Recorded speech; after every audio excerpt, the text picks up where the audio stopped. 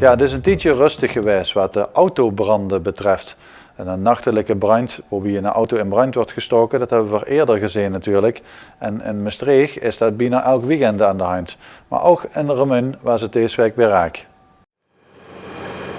Een nachtelijke autobrand in het Remunse veld heeft in de nacht van de woensdag op donderdag een auto in de burgemeester Steinwegstraat compleet verwoest. Even voor 3 uur 's nachts kreeg de brandweer een melding dat er een auto in brand sting in die straat. De brandweer was er snel bij, maar ze kostte toch niet voorkomen dat de auto flink beschadigd raakte door de brand. De wagen is totaal los en de oorzaak laat zich rooien.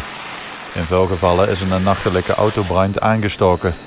De precieze oorzaak wordt nog door de politie onderzocht. De politie heeft 's nachts al met getuigen gesproken in de straat, maar de meeste mensen werden pas wakker van de klap. Die ontstond toen een van de benen van de auto's kapot sprong door de vlammen. Enige getuigen wisten melden dat er vlak voor de brand een in het zwart geklede persoon door de straat heeft gelopen. Die kan volgens de politie in verband werden gebracht met de brand. Vorig jaar werden in Maasneel diverse auto's in brand gestoken. In Remun is het een tijdje rustig geweest. In een stad als Maastricht gingen alleen dit jaar al meer dan 100 auto's in vlammen op. En dat allemaal midden in de nacht. Mochten er mensen zijn die iets meer weten over deze brand op de burgemeester Steinwegstraat in Remun, die kunnen zich natuurlijk altijd melden bij de politie.